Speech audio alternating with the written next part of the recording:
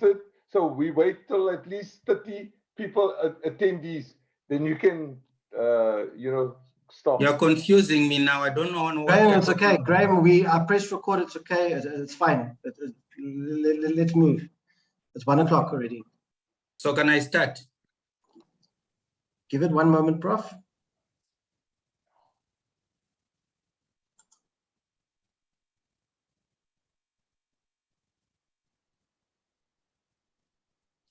Hello, welcome all to our last. Hello, everyone. Welcome to our last webinar of the year. I know that last time I was here on 11th November, I said the same, but definitely this is our last webinar of the year. And most of us actually in our lives, we have eaten and continue to eat fish, which is from the tin. And in most instances, this fish will be sardine, especially here in South Africa. What has alarmed us in the last few years is the status of our sardine in the South African waters. Although this might not be very clear to consumers because of the issues that we'll talk about, this actually needs to be tackled with as a public concern. So what we want to do today is to open the discussion about the status of our sardine and see where we can what we can start doing about this situation. I've got 3 presenters or 3 people to talk about this issue today. The first one is Craig Smith. He's the program senior manager, marine program at the WWF. Our second presenter or speaker will be Lorraine Weller from Suncorp. She's the leading conservation fellow there. And our third speaker will be Muniba Isaacs. She's a professor at the PLAS Institute for Poverty and Agrarian Studies at the University of the Western Cape. I will start with Craig and then move to Lorraine, and then Muniba will give us the presentation as the third speaker. We would like to engage with the public and the listeners on the issue.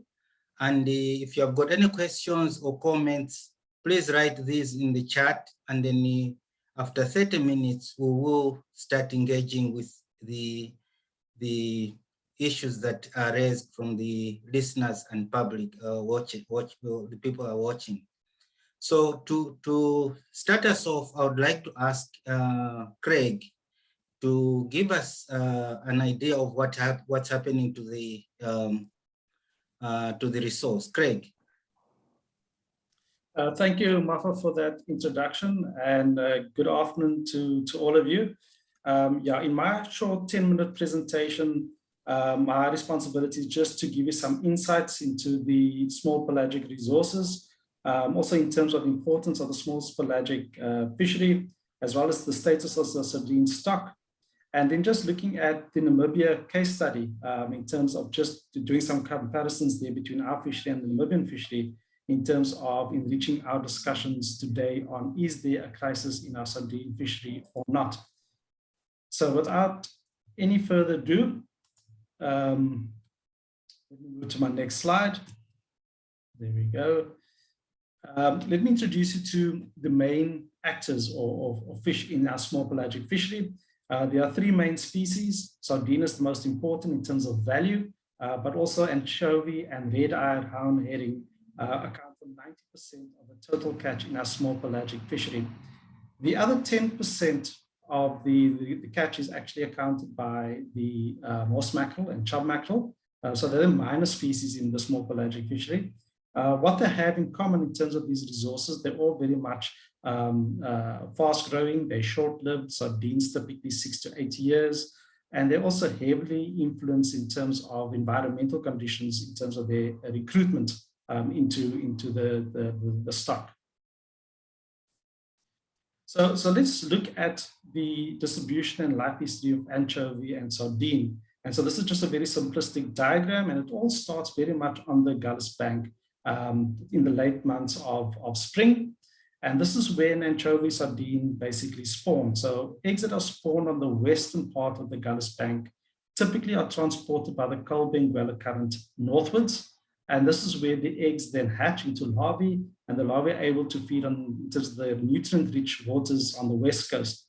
As the larvae grow, they migrate into the nursery grounds on the inshore of that west coast. And during the months of April to September, they're typically the stream or river that flows of sardine anchovy southwards towards the Gullis Bank.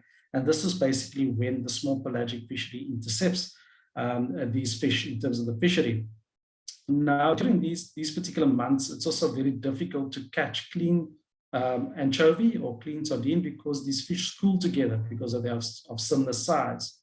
The fish definitely make use of the Benguela environment in terms of the transport and distribution of eggs and larvae, but also can be to the detriment in terms of when we have high intensity upwelling on the west coast, we can get advection of eggs, which means they are lost to the system, and they will reduce recruitment into that fishery. We have a similar situation that plays out on the south coast, but just that the eggs that are spawned on the Eastern Gullis Bank are retained along the south coast. And then during a particular time of year around May to June, we find that when the environmental conditions are favorable, it induces a migration of a portion of the sardine stock and migrates eastward as far as Durban. And this is the famous sardine run that many people know about. So let's have a look at the importance of the small pelagic species. So the small pelagic species sustains the largest fishery in South Africa by volume landed, but also in terms of the number of jobs created. When we look at sardine, which is the high value species, it is typically used for canning purposes. 90% of sardine is used for canning production, of which 88% is consumed locally, and 12% is typically exported within the Southern African Customs Union.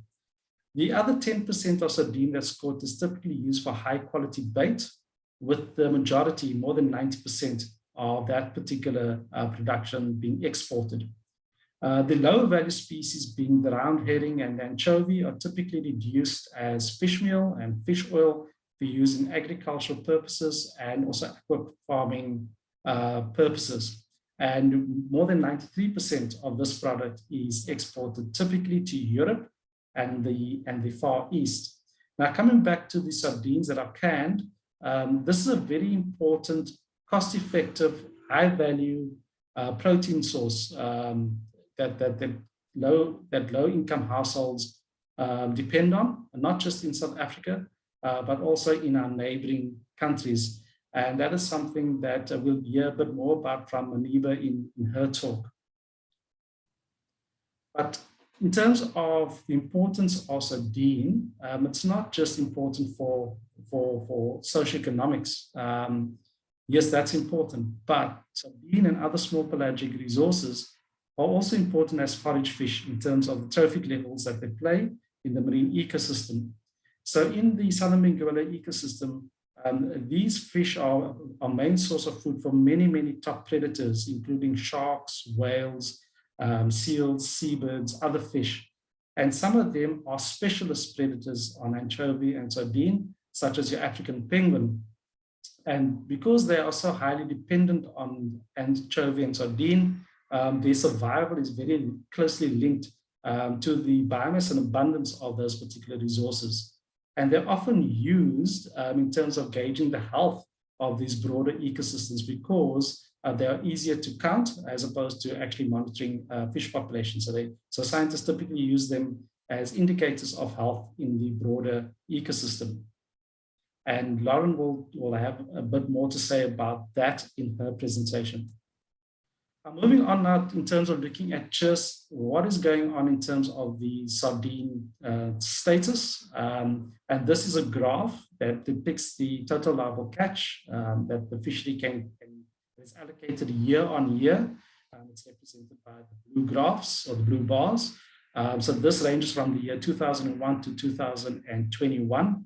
And from this graph, it's clear that basically there's been a peak allocation in 2004 with a TAC of close to 450,000 tons of sardine.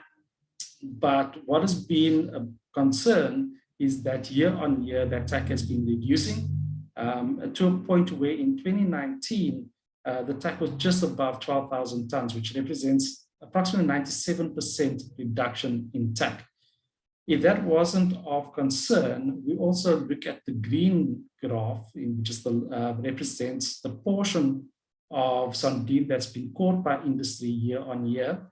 We see that typically industry catches 100% of its allocation in normal years, but since 2016, it is unable to catch its full allocation of sardine, which further gives evidence that there is a problem in terms of the biomass level in this particular fishery.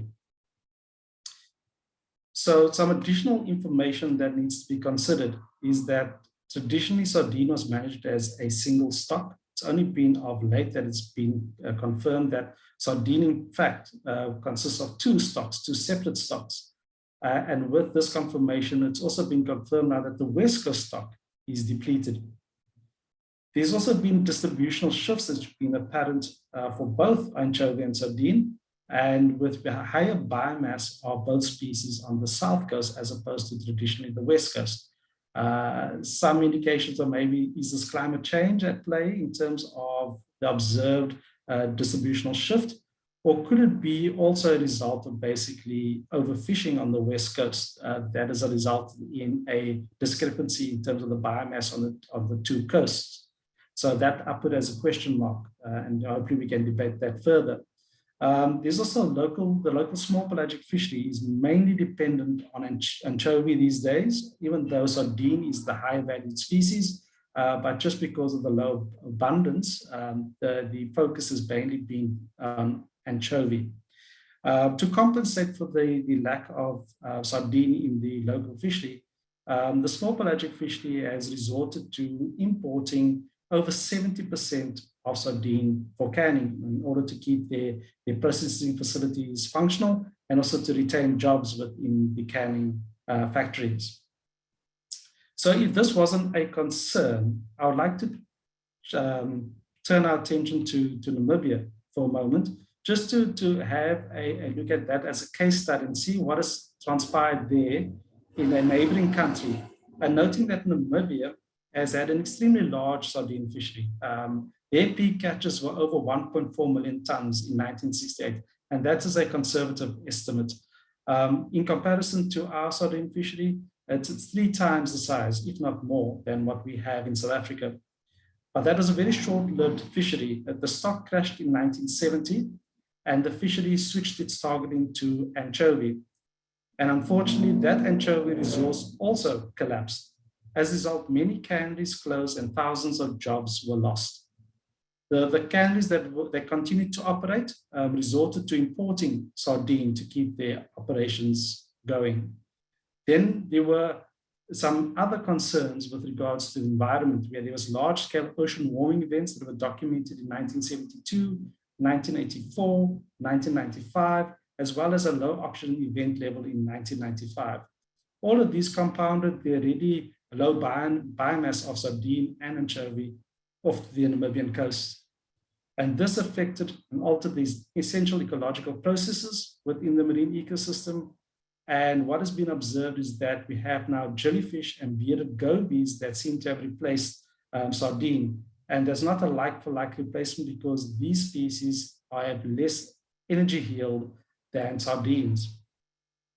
In addition to this change in terms of species, we also have huge reductions in African penguin populations, Cape gannets, and Cape cormorants, all species that are heavily dependent on sardine and anchovy. And these species are now listed as either endangered or critically endangered by the IUCN. Scientists were calling for a moratorium and closure of this fishery as early as 1995, but those requests were largely ignored. The last TSC that was allocated for this fishery was a meager 14,000 tons declared in 2017, which is 1% of what that fishery had originally caught in 1968. Eventually, the fishery was closed for 3 years since 2018. And there's still huge debate on whether that sardine resource has recovered significantly to allow the reopening of that fishery in Namibia. So certainly we need to take the lessons from Namibia, and we certainly do not want our own fishery to follow the same route as the Namibian fishery, with catastrophic consequences, not just for employment and people depending on resource for protein, but also in terms of the environment. Thank you for your attention, and over to you, Mafa. Thank you very much, Craig. That was quite a good introduction in terms of the status of our resource and also what happened in Namibia and why this should be alarming. Without wasting too much time or any time, I'll go to Dr. Lorraine to give us an overview and her talk around the importance of sardine when it comes to the environment and ecosystem. Lorraine? Thanks, Craig. Thanks, Mafa. I'm just trying to find my presentation here.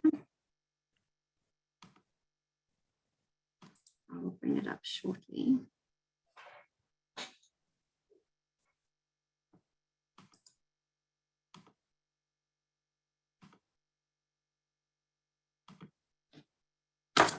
Can you see that? Yes, we can. Great. And is it in the full screen view? It's not. Please put it on full mode, please. Okay, let me try that again. Is that better? Not yet. Okay. Sorry. Let's try this again.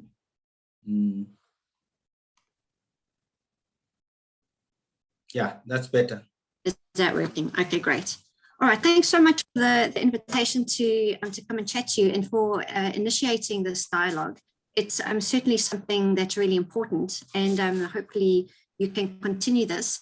You've asked me to chat a little bit about ecosystem, and there is so much work that is taking place in the Benguela upwelling ecosystem. So what I thought I would do is just give you a taste of what's taking place within the seabird system. And then you can maybe pick this up with some of the other ecosystem experts in future.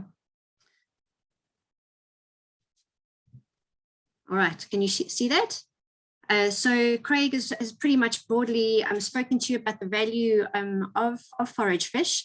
They play an incredibly important role in the marine system, exerting a top-down control on plankton, but also transferring energy to the upper trophic levels. And this is why they are so important to us and useful as indicator species. They are variable, as Craig has pointed out, susceptible to climate change and natural fluctuations, as well as fishing-induced collapses. And this can really have important ecosystem impacts. And this simultaneous use in time and space of top predators and fisheries is something that's being heavily debated in marine conservation in the world. And for our own system, sardine and anchovy are important for a number of species, as Craig has already said. And through a reduced food availability, either naturally or through as a result of fisheries, these can have huge implications for our top predators. And this is particularly problematic for seabirds, who are range restricted when breeding. This means that they can only forage within a certain distance during the breeding season. I'll get to that in a little bit more detail. And interestingly, seabirds, their energy requirements by body mass are some of the highest of vertebrates. And so really for this reason, they really are useful indicators. And so, as I say, I'm just going to be speaking primarily around seabirds, focusing a lot predominantly on the African penguin. So as Craig has already mentioned, the African penguin is in serious trouble. It's the proverbial marine canary in the coal mine, and we've lost over 95% of this population. It's one of 3 of the penguin species globally that are in trouble. And since 2004, we've lost, we're averaging a loss of 1 colony every 3 years, and 7 more are in trouble. And so it's really important that we're protecting the remaining really big colonies. And you can see on the left side there, the global population trend that's comprised of Namibia and South Africa. So there are a number of threats that the African penguin faces, but given this is all about food or the sardine, we're going to focus on the fish. And a substantial amount of work has shown the relationship between African penguins and their preferred prey, which is sardine and anchovy. So you can see on the left-hand graph how closely the penguins track the overall biomass. So this is along the west coast, the Western Cape in South Africa, and on the Eastern Cape. And then this is a more recent graph that's just updating it to the time series. And you can see just how closely they track. And there's been a substantial amount of research that's shown how their population dynamics and their trends are closely related and influenced by this abundance. So Craig's mentioned about the shift in the sardine and anchovy, and that's been observed.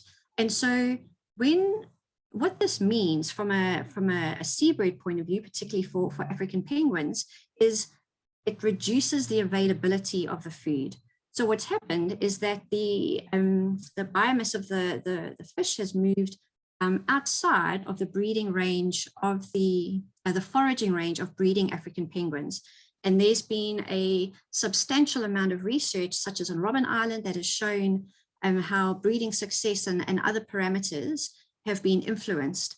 On average, penguins can only forage within, well, it's island Pacific, but they are range restricted when breeding compared to other phases in their life cycle.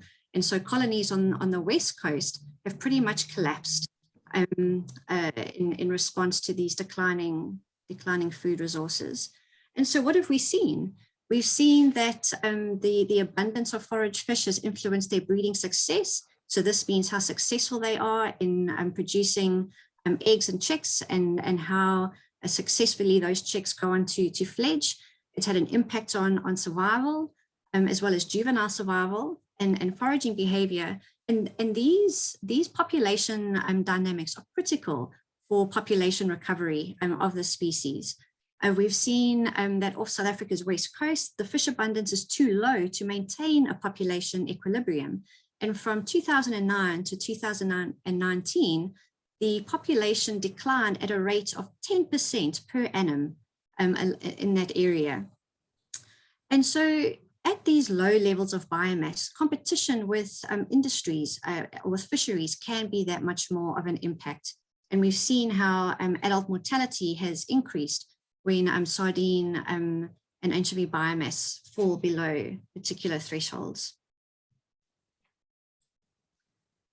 So talking about the impact on reduced food on recruitment.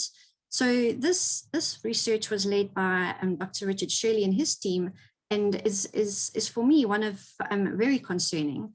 So African penguin, the fledglings, they follow cues that were historically leading them into areas of high fish abundance. So these are cues around primary productivity and high chlorophyll. And those areas along the west coast of South Africa and Namibia have had a collapse in food availability through either the overfishing in the Namibian side or this shift of food resources in South Africa. And what that's led to is a high juvenile mortality, which again results in a poor recruitment, and this has a population level impact. which is not what you need when you are talking about an endangered species. And so what they've discovered is something which biologists term an ecological trap, where animals are following cues which used to indicate areas of high food availability in the case of penguins, but it's now no longer the case. So we've spoken about the overall relationship to overall biomass, reducing of shifts of food resources. But what about the impact of fisheries in reducing access to prey? And the South African government have been running an experiment, an island closure experiment, since 2008. And so while the results of this have been heavily debated, we have strong biological evidence that shows that fisheries can reduce and do reduce local availability of prey. So you can see on the graph, this figure here on the left-hand side. So this is chick survival, and this is for Dussin Island and for Robben Island. And these are during years of when the fisheries was, the colonies were open to fishing, and in periods when they were closed. And you can see quite clearly that when the colonies were open to fishing, their condition was much lower compared to that from when they were closed, and the same pattern repeated for Robben Island. And so during this time, they had alternating periods of open and closing. This data, unfortunately, couldn't be replicated for the other side of the experiment, which dealt with Bird Island and St. Croix.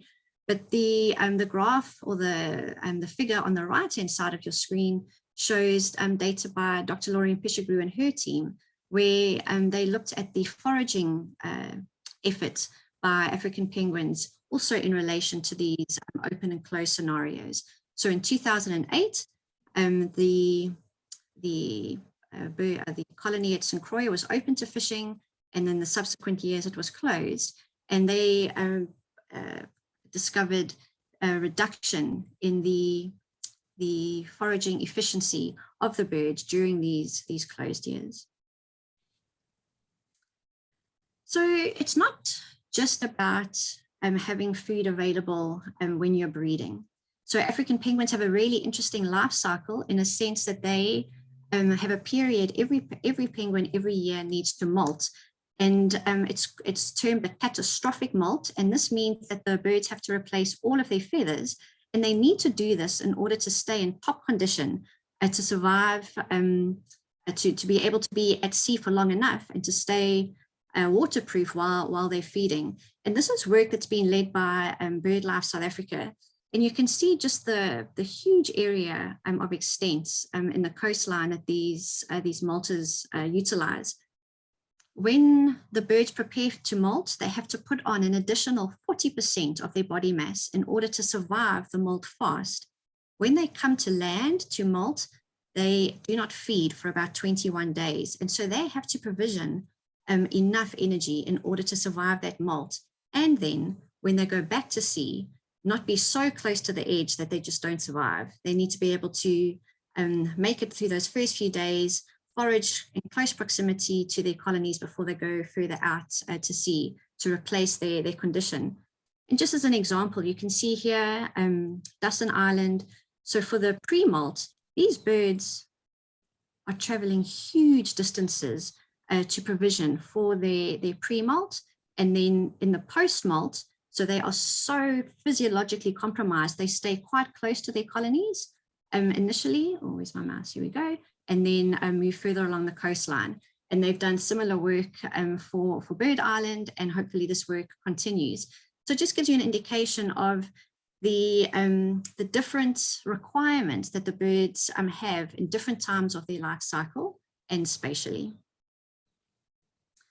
And just one other piece of research that I wanted to show you is how both the declining in the number of penguins as well as food has an impact on foraging efficiency. So this is work that was done by Dr. Alistair McGuinness and his team, and they found that large feeding groups of penguins feed better. than as opposed to smaller groups of penguins, and they feed better in schools of fish rather than in single schools. So this has important implications for managing those few colonies, the larger colonies that are left, as well as the prey that's immediately surrounding the colonies. So of course, this I've given you quite a lot of information around the African penguin, and it really is just touching the surface. There is so much information available by so many researchers, but the same trends can be seen for other species, like the Cape gannet. So this is also an endangered species, and you can see it's also declined. So Mercury, Ichibu, possession, these are colonies in Namibia. The species only actually occurs in 3 colonies in the world around the Benguela, and then Lambert's Bay, Malgas, and Bird Island. And here, you can see just how closely the population numbers track the amount of food available. So here is the, I can't see it on my screen with the sharing screen, but yeah, for Namibia and South Africa, you can see how the kind of decline, the crash with the fish in the Namibia gannets, and then how they responded in South Africa. I'm not going to go into this slide, but for any of you who are interested in looking at it a little bit later, but it really is essentially saying the same thing that we've been saying for penguins, how the numbers are related to the amount and the quality of the prey, and how scarce prey have impacted and decreased the numbers of birds that breed. It's impacted their breeding success. It impacts chick growth, all of these critical things to enable populations to recover. And so the thought I wanted to leave you with is, are we adequately accounting for the ecological requirements of these species? I've bombarded you with a substantial amount of information for the African penguin and showing how it's impacted by both regional and local availability of food. And they do have varying food requirements depending on their life histories. And critical demographic parameters are being impacted, and these are impacted by fishery competition as well. It's a species in crisis, but what does it say about how we're accounting for the requirements of these species, other seabirds, as well as top predators, and the multitude of other species in the system? So Mafa, I think I'll leave it there. Craig has actually touched on this. This is just a slide on a graphic, a really useful graphic on what has happened to the system when the sardine does collapse. I have a few concluding comments that you asked us to prepare for, but I'll save that to the end of the presentation. Thanks very much. Thank you very much, Rolene. Both of you have spoken quite a lot in terms of the technical issues when it comes to the resource itself and also the environment. I would like to call upon Muniba now to talk to us about the importance of sardine for the human beings, and also what this simply implies in terms of where we are with the resource. Muniba. Thank you very much, Martha. And yes, I think that for me, the crisis around our humble sardine is often where we have to balance both human consumption and also that of the ecosystem needs. And Lauren has definitely given us a good sense of why we have to protect, why the sardine is critically important for the ecology and to remain part of the sardine, to remain in the ocean. So for me, in terms of what are the main issues, we know that the environmental crisis is also intimately linked to a job crisis, an economic crisis, and also a food crisis. Added to that, we also have a health crisis. So we are in a crisis mode when it comes to at all levels.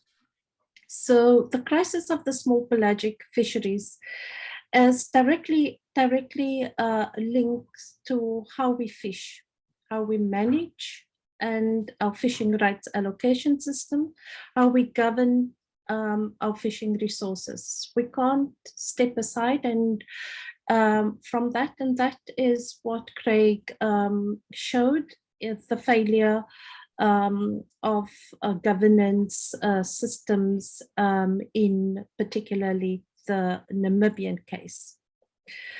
The crisis is also about a scale of our operations, the vessels, our efficiency drive to fish down as much as we can, the mechanization that has happened in the small pelagic, all threatening a valuable resource, not only for forage, but also for food and as food. So I was part of a report of the Committee on Food Security in 2014, and we drafted to kind of understand the importance of fish as food, and more particularly the focus of sardines in the diet of particularly poor people. So small pelagic as food and nutritional security is very important for low income populations, particularly also for pregnant and breastfeeding mothers and young children. And if we look at our immune compromised populations in Southern Africa, small pelagic is an important feed.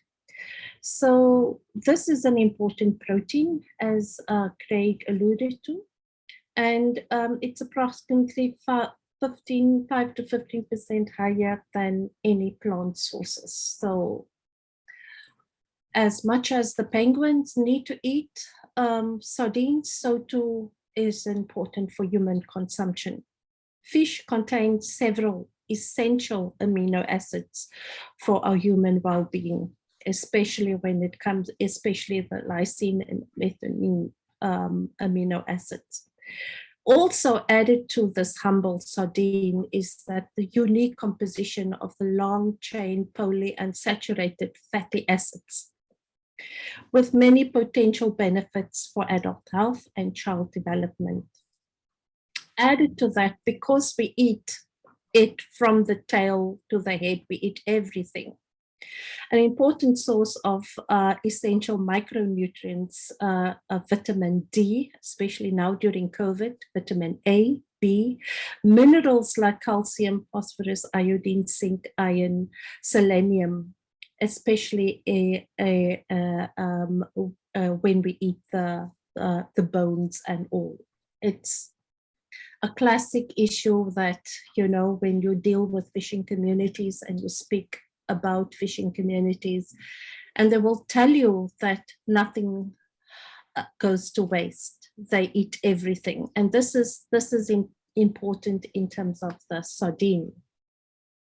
But there's not enough fish in our waters, and when we look at the TAC and we look at how we are fishing down our own sardine, we're importing sardine from Northern Africa to fill this demand. So importing sardines to make sure we continue the supply and demand for local markets. Our leading cannery that is related to a star produces about 3 million cans per day. And one wonders where all of that fish come from if we are fishing down. So we are also fishing down or contributing to fishing down sardines in other parts of the continent. An important factor that I've been talking about for the last couple of years is yes, the sardine is a very important for nutrition, but that also includes anchovy and red eye round herring. But these two fish are reduced for fish meal. Almost all of the fish is reduced for fish meal to grow more fish and also other animal protein. And I think that that is part of the problem when we're talking about the fish meal production and the amount, the continuation of fish meal. Is it really worth it for us if we know the importance in terms of nutrition of these species to kind of reduce it to fish meal to feed other animal protein? Yeah. Also very important for me is to how do we use our social and economic justice tools when it comes to small pelagics. We've had a responsible governance of tenure that placed food security on top of the agenda. So too the voluntary guidelines for small-scale fisheries, our own small-scale fisheries policy. I think these are also important, that there is enough justification to say how important this species is for human consumption, and that we need to ensure that our social and economic justice go beyond climate change, resource government, environment, sustainability, to include that we look at the social and economic issues of reforming this particular fishing sector. So when we're talking about reform in the fishing sector, it is not, we cannot continue as business as usual to kind of grow the sector. Some things need to give. I think it's also a crisis with conservation, also has a crisis from within. We have the endangered African penguin that Lauren gave us extensive coverage on how important that is, and the beautiful Cape Garnet. And whenever I go to Lambert's Bay, I spend a lot of my time watching them take off.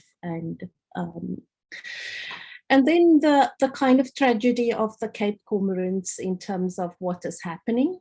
And then there is the seals. We had the discussion with Craig in this week, and we say that the seals are often seen as the villains, but they are also currently the victims. So I think it is also important that when we're talking about the ecosystem, we are talking about the ecosystem in terms of what is the balance when it comes to seals, because fishers will tell me the seals are eating up their stock, and it's, you know, there's a problem with the seals. So I think it's also a crisis from within that we have.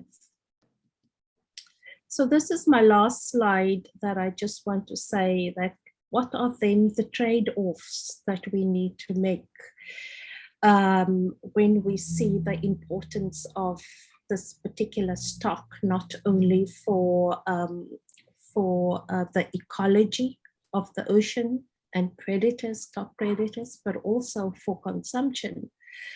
South African fisheries play a direct and indirect food security function when it comes to cash, revenues, and employment. There's absolutely no doubt about that. The importance of protecting ecology is clear. But what are the trade-offs that we are willing to make within the sector? Is it a small? Is it a large scale? Are we continuing fishing down our stock the way we are? Between fisheries and aquaculture, fish meal is a big factor, and between other sectors. thank you, Martha. That's where I will end. Thank you very much, Craig, Lorraine, and the Muniba. There we have it, ladies and gentlemen, and all the listeners and the ones watching us. We've listened to 3 very detailed, or even if we, by any standards, they are summaries, but touching on 3 key areas of the Sardine when it comes to why you are saying this is a crisis. Craig talked about the resource itself and the way the total of catch has declined. And Lorraine talked to us about the impact of this decline on the environment, especially on the top predators that rely on sardine for food. You can see that most of them are in real trouble, especially those that are specialist feeders and rely on the sardine for food. And Muniba has actually highlighted the issues of the importance of sardine for human consumption. Also the issues of governance, that what actually is happening is, although we might not notice that our resources in crisis, because this is being covered through, especially the canning is being covered through import of raw material for canning locally. We need to worry about our own resource if we're talking about, or we need to be talking about what you can call sovereignty in terms of relying on our resource from our waters. This is a huge problem that we need to think about and look into. So our argument is that this is not only an issue that concerns researchers like us. It is an issue that does not only concern scientists who are mandated to look after the resource, but it is a public issue when it comes to what the impact on the local resource is, both for human consumption and the sovereignty, food sovereignty, and also the impact of this on the ecosystem. I would like to see whether we've got any questions from the audience. I noticed there was one question from David. Can we put it up, Melody, or somebody who is controlling?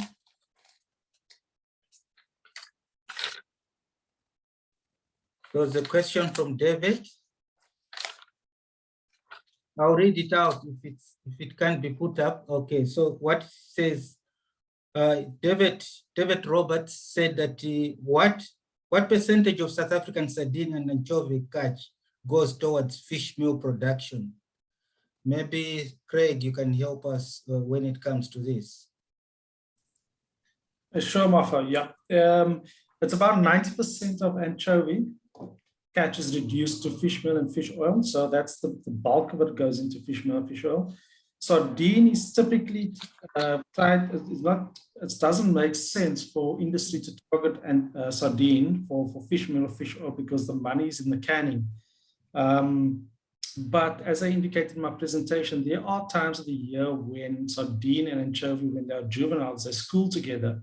And when industry is targeting anchovy, they would inadvertently also catch sardine. And in that process, a small portion of sardine will also be used in reduction for fish meal and oil. I'm not quite sure the exact percentage for sardine that will go into that process, but it's certainly not in industry's interest to be reducing sardine for fish meal and fish oil.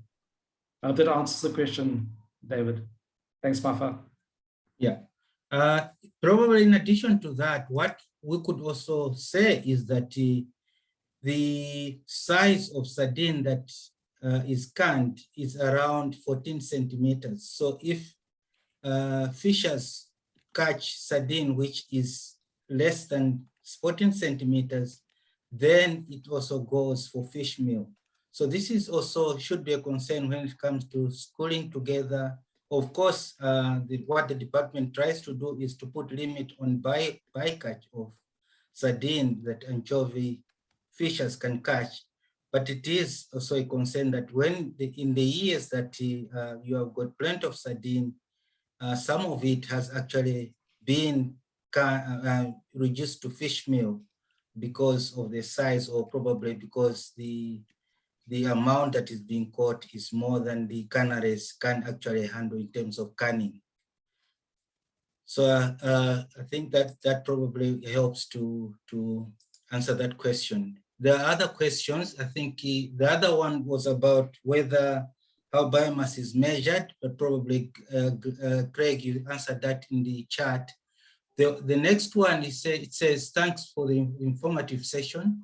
Are there plans to conduct new SASI assessment for sardines? Would the expectation be that we'll move to SASI red list? I think I should respond to that. Thanks, Mafa. Yeah, so we typically, as WWF, we conduct the SASI assessments for species every 2 to 3 years. So in the next year, sardine and anchovy will be up for assessment. So we're not quite sure exactly how this assessment will pan out. So I don't want to preempt that process. But just to say that obviously the concerns and the growing concerns in this fishery will have to be taken into account in terms of formalizing that assessment for both species. Thanks, Mafa. Thanks. Okay, so the other questions are Melody says she's put them in the chat box. So let me open that for.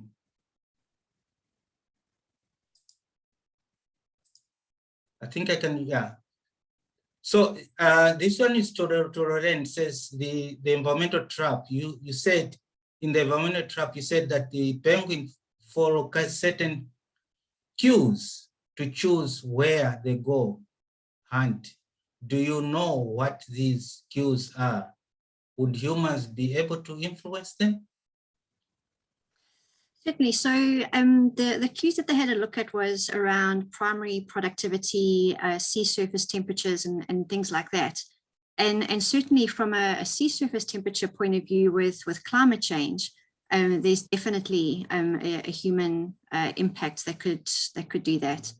So this work continues, and it's been halted a little bit with COVID. Hopefully the researchers can come out and continue the work and track more of these juveniles.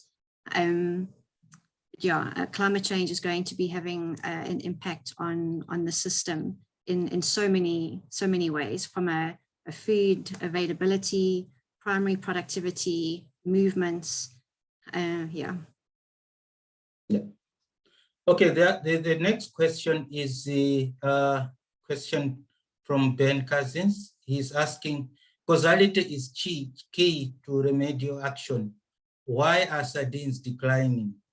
Is it overfishing? Is it climate change? Other processes, environmental change? Or the mix?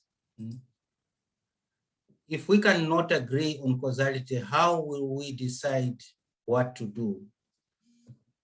So this is a key question that probably Craig and Muniba would also reply to. Yeah, thanks, Mafa. I see on the chat that Carl is also on the call, and I think this is something where the department probably would have an opinion in terms of what is the main drivers. But happy to add my voice as well once Carl has taken the floor. That's possible. I'm not so sure whether the audience is allowed. Yeah. Sorry, is that possible that I can answer that or make some comments? Yeah. Go ahead, question. Please, thanks. Firstly, good afternoon to everyone. I'm Carl van Dillingen from the department. I am a pelagic ecologist and involved in management of the resource. I sit on the scientific working group. That's a very good question from Ben. as to what is the cause of the collapse. But I just want to go a step back or two and say it's not the first time we've seen it, and it's not the first time it's been seen in many parts of the world. These small pelagic fish are known for large fluctuations in their biomass for a variety of factors. And it's a pity, Craig, you didn't extend your slide back a few decades because you only showed the decline from our last peak. We had a previous peak in the mid-60s in catches and biomass that declined to very low levels for about 30 years and then rebuilt up to the biomass that could support those high catches that we took in the early 2000s. And in fact, our present biomass levels are pretty much the same as they were that we estimated in the late 80s, which is when the population came back. So yeah, the sardine population is at present. We've designated it as depleted, but it doesn't mean that's the end of it. These things are known for coming back from low levels. However, that is an issue, perhaps that's more pertinent now under environmental change, etc. I'm not sure myself why the sardine is remaining in this depressed state. We've had poor sardine recruitment for about a decade, and the reasons are not clear. We are aware of the distributional shifts of the species. It's much stronger for anchovy than it is for sardine. We're aware of the two-stock nature of our population and the need to be very cautious with regard to fishing on our western stock. I point out, and this is in reference to Lauren's comment about the nutritional quality, is that our sardine have remained in a poor nutritional quality in these recent years of low biomass, which is surprising. Usually it's correlated inversely with biomass. When there's a lot of fish, they tend to be skinny. When there's not so many, they tend to be fat. And so that suggests to me there is some underlying environmental cause. And a similar situation has actually been seen in the last decade in sardine and anchovy in the Mediterranean, where both of them were for many years in very poor nutritional condition, which meant they didn't do much reproduction. So that's an issue there. So the causality argument we haven't got our heads around. And I just want to make one last comment to Moniba. We're very much aware of the need to try and develop and persuade industry to develop products for human consumption out of our other resources. We are pushing as hard as we can. And there's been some good movement in that regard. There's a factory on the south coast that is now able to can round herring and does can round herring for human consumption. The whole back there is getting this identified as a basic foodstuff so it can be zero rated, as canned sardine is presently. And there's a lot of international effort in which the department is involved, which is looking at exactly what Moniba was talking about, these omega-3 highly unsaturated fatty acids, particularly in small pelagic fish stocks around the globe because of their importance to society and because of the fact that they're likely to change, because these things come from what they eat and those are going to change under climate change. Thank you very much for that opportunity. Thank you, Carl. We're almost running out of time. I'll allow Cecil Bullet to 30 seconds to talk or raise what he would like to say. All right. Thanks, Professor Martha. Ahara, can you hear me? Can everyone hear me? Yes, we can. Can you please be as quick as you can? Thank you. Thanks, first of all, for the enlightening presentation. My question is, first of all, to Craig. I'm just concerned with regards to sea pollution, because I'm looking at the fishes themselves, and sea pollution is actually coming to the fore here when I look at the threat that sardines and the penguins themselves are facing, and also incorporating small fishing companies and fishermen into the industry. How is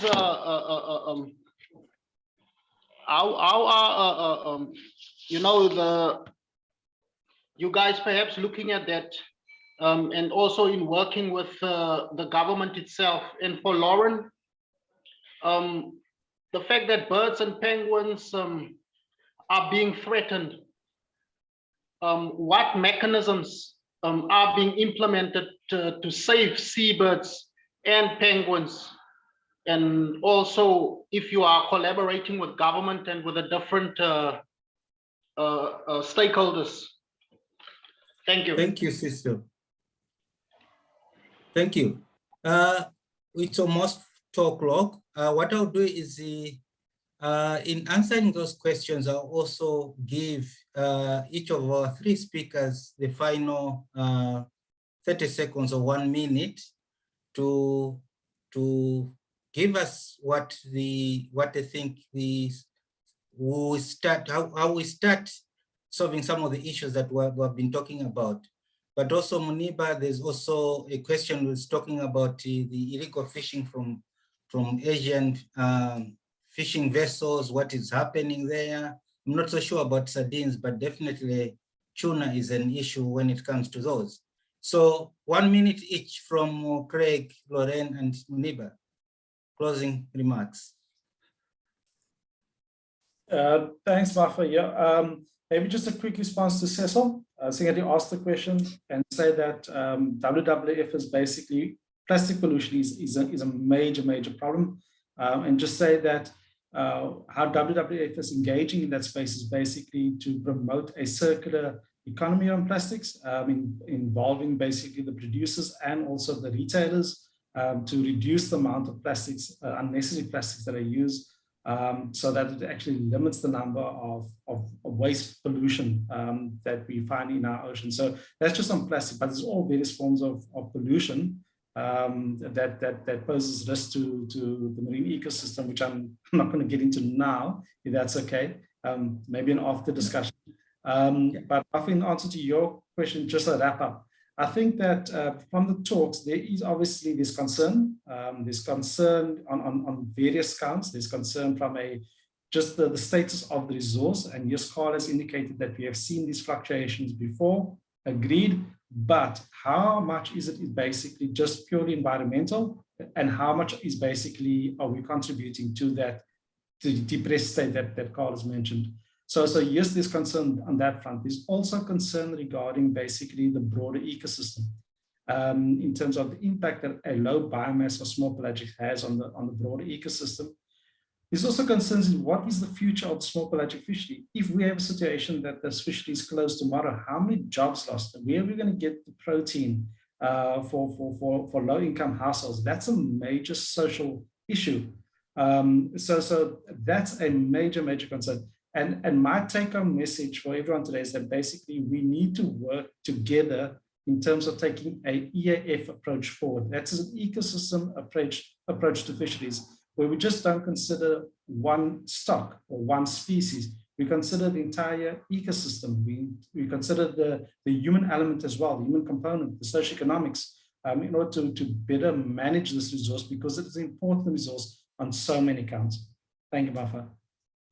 Thank you, Craig. Lorraine? Thanks, Mafa. So yes, just to go to Cecile's, or his name now, there's, as I mentioned earlier, there's a number of threats that the birds in this case face, and they are being tackled on a number of fronts, whether it's dealing with predation or habitat, there's oiling, and so there's a number of fora and a number of actions that are required to continue in terms of the actions that they are implementing, but also to be increased at a level and intensities that's required for these species. But then we need to do a lot more in terms of providing enough food at sea. And I think the research is showing that we need to be looking in terms of their spatial and temporal requirements.